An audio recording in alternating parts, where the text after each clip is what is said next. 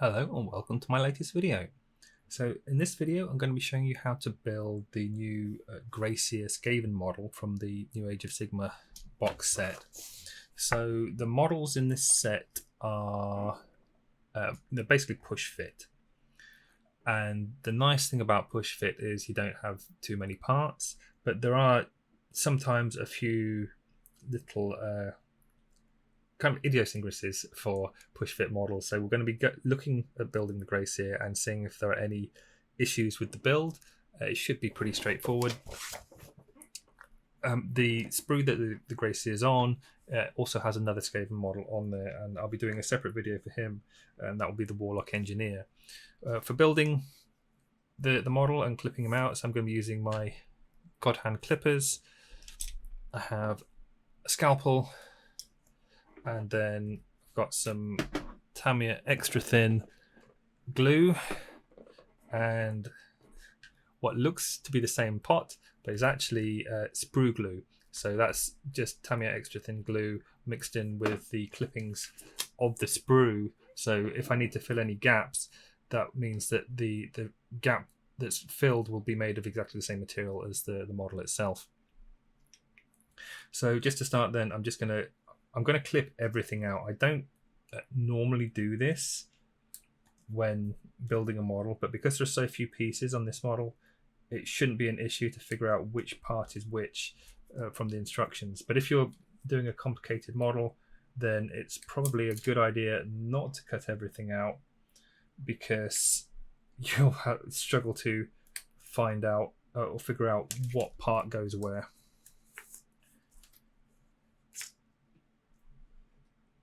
So it's a little bit tricky doing this on camera because I'm trying to do it so that you can actually see what I'm doing, while at the same time holding the model in a rather uncomfortable position.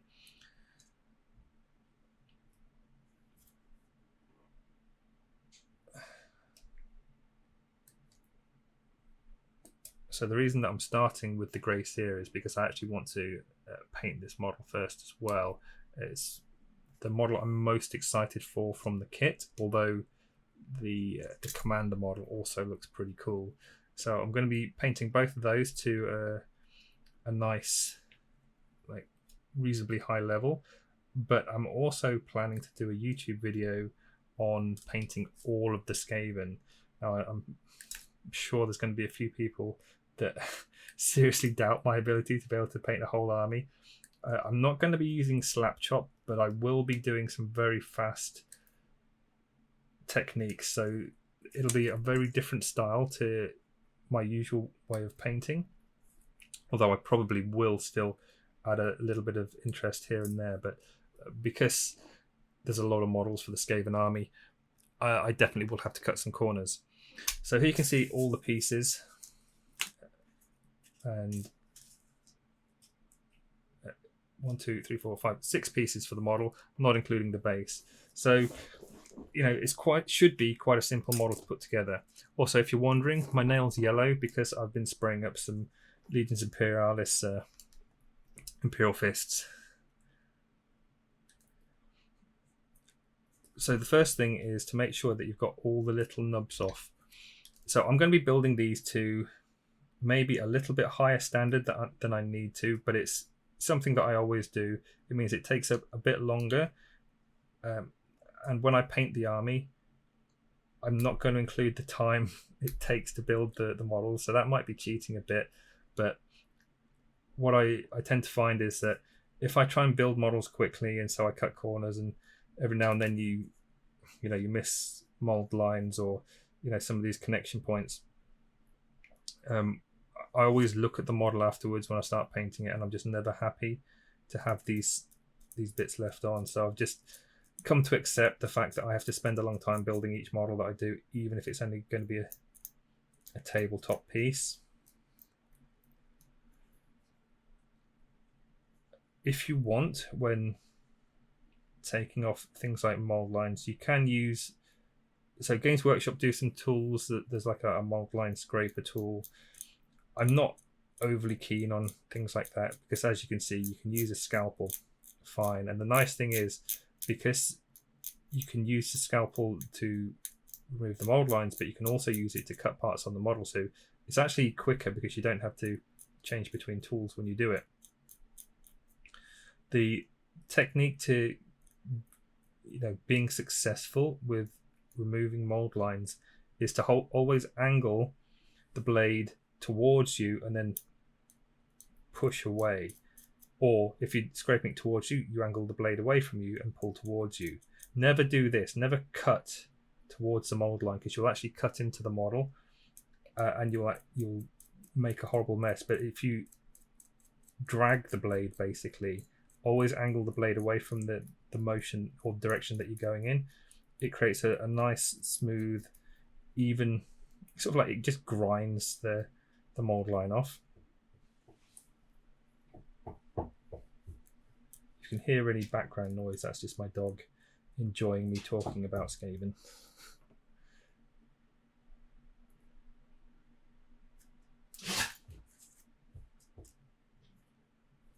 He has allergies as well.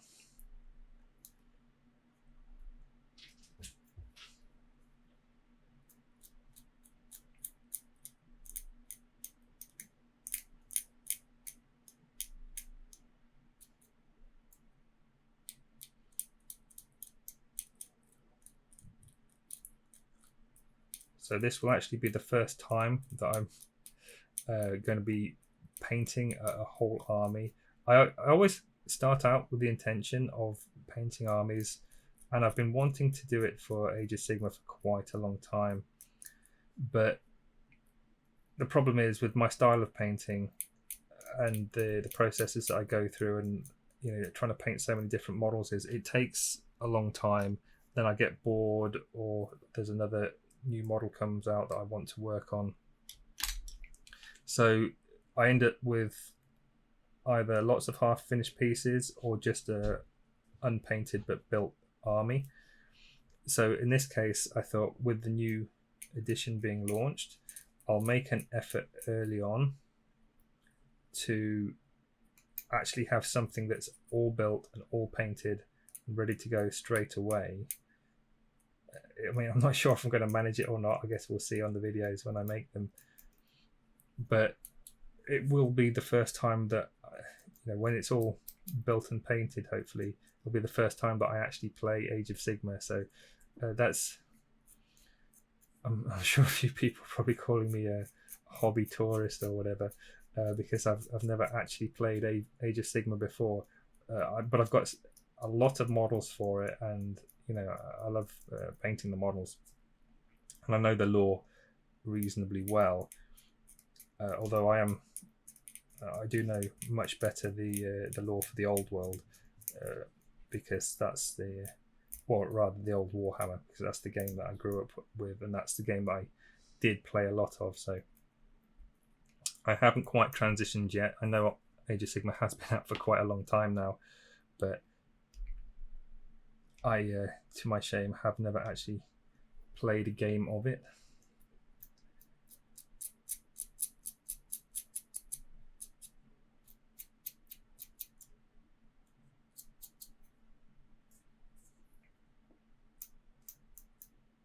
So it's pretty straightforward when cleaning these up. I'm not spending quite as long on it as I would if it was like a Golden Demon entry, because you really do have to go to town on making sure everything is filled correctly and every mold line is perfectly sanded and smooth and things like that.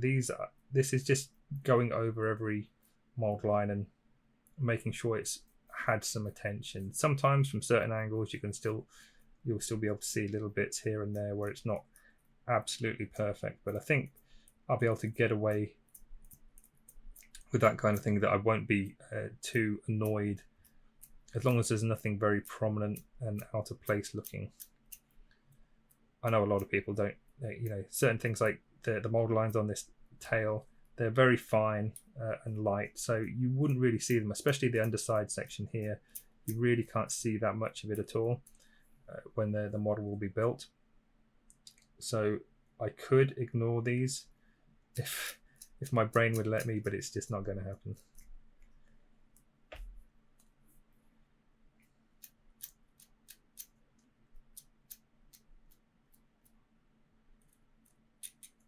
Right, so I'm going to stop recording now because it's basically going to be the same thing over and over while I just clean up the rest of these mold lines. Then I'll come back and look at sticking parts together. Right, so I've cleaned up all the model with the mold lines. This might be the odd one that I've missed, but it's not going to be anything too serious. So now the next thing that I'm going to do is cut off all of the little push fit connections. And I know that defeats the object of it being push fit. So if you wanted to just build these up quickly and you don't care about gaps, and just so that you can play with them straight away without any glue, that's fine. But if you're tidying these models up, what you'll find is with these push fit things that they're produced so tightly for how the peg fits into the hole that if you put some glue in there, it actually creates a pressure so that you can't push it in. And also, they're just hard to to push in anyway. Like the tolerance is so slim that I think that it's easier to not have them on. So just cut those off because they will get in the way. And then using the Tamiya extra thin, just run it around any kind of gaps. Now it looks like there's going to be some gap filling needed on this anyway. So you think got areas like where the robe connects there, I'm going to need to use some sprue glue. Clearly all around on the bell section with these hard lines that will need to be filled as well. But I'll save the gap filling until the end, just so that I can do it all in one go. Now I'm going to leave the head one on, I think, as I struggle to push it on here. So it does fit. I'm going to leave the head one on just because that's the only connection point on the model. So if I don't have that on, I'm likely to get that slightly wrong. I'm sort of following the instructions, or trying to, while I do this. So again, I'm going to cut off these little pegs because you saw how hard it was that I had to push to make the head connect. So I just don't think it's worth the pain on your fingers for having to push them in that hard.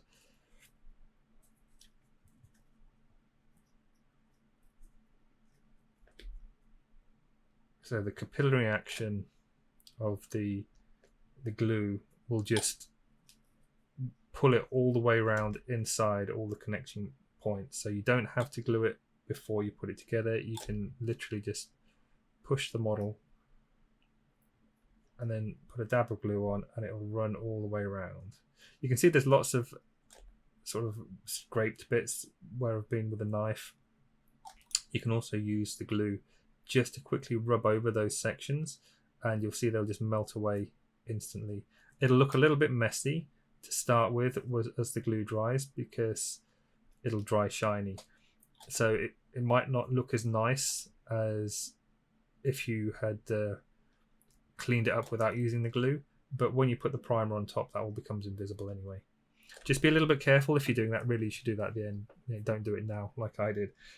But really, you should do that at the end because obviously it leaves the model wet with glue. So as you're moving it, touching it and moving around, you're likely to get fingerprints on it.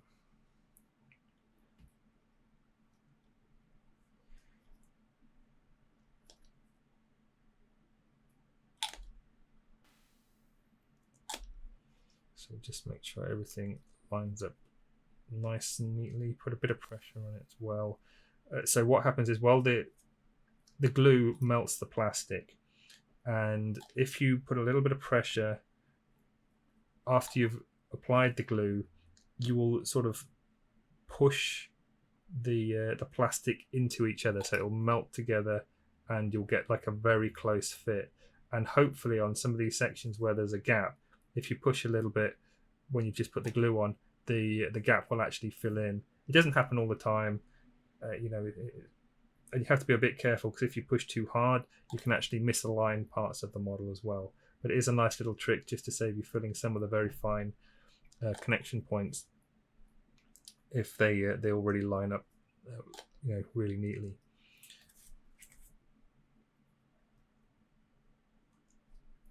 So there's also, it looks like, there's a tag that goes into a hole on the base. I hate these because it makes it like you have to be very specific on the angle and position of the model, and it's just more faff to work with. So I just cut those off, so now you've got a flat freestanding model before you even put it on the base, and it means that you can paint it separately from having the base attached. Just being awkward with these things. Like they are like I said, they are handy for if you want to get your model together quickly and just have a game with it or whatever, and you don't have any glue. But otherwise, they're just a pain, I think. So again, just quickly dab the glue in to the gap.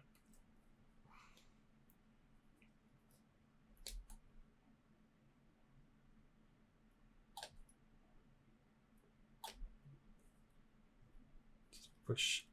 Be a little bit careful when you're holding the model as well, because it's very easy to bend and snap other parts. Oh, you can do that as well. And that's one of the negatives, I suppose, of cutting the little tag off, is that it's easy to slide out if you apply a bit of pressure. There's a piece there that doesn't want it melt.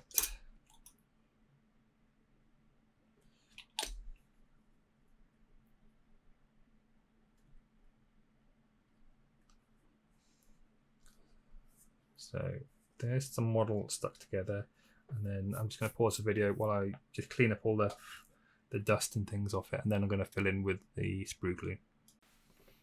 So here's the model all tidied up, and now I'm just going to apply some sprue glue into some of the gaps, just so you have a nice clean finish without any obvious lines on the model.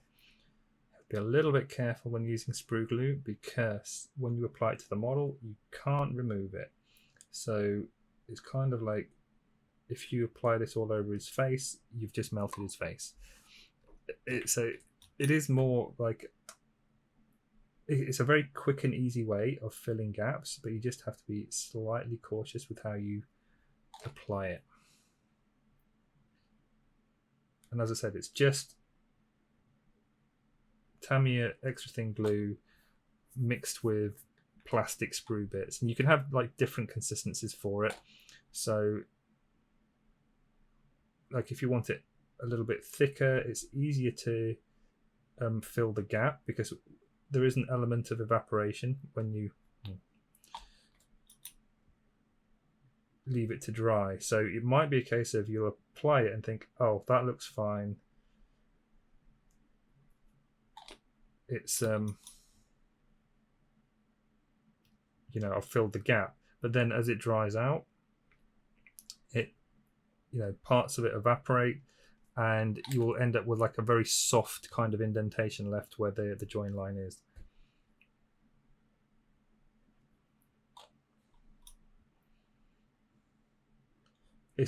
So I did say like you can melt his face if you get this on there or whatever, but if you're very quick, you can so if you get the glue in the wrong place, if you go to the normal Tamiya glue and very quickly sort of flood the area, it will make it so you'll get softer detail, but it will make the sprue glue kind of run into the recesses, and you can kind of salvage it. And if if your painting is sharp and clean enough, you can actually pretty much fix the damage, but you're kind of like painting in parts rather than relying on the very sharp clean sculpting detail.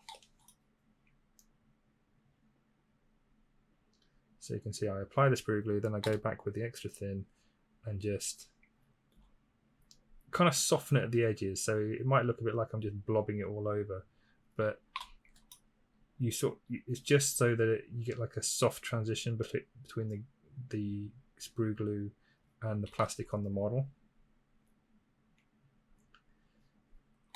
So the reason for that is it then will hopefully save me having to do any sanding later on to remove any excess kind of blobs of sprue glue. So it just really speeds up the process.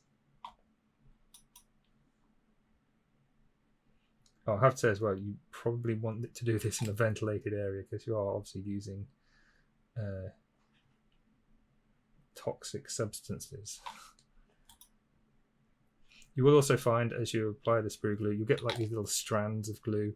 If you just touch them, they just, with the extra thin glue, they just evaporate or like dissolve. So I think that's all the gaps I can see at the moment. So that will be pretty much it. And so this guy will now be ready for painting, and he'll be going up on as a painting video. So that's the end of the video. I hope you enjoyed it. Thank you very much for watching, and I'll see you next time.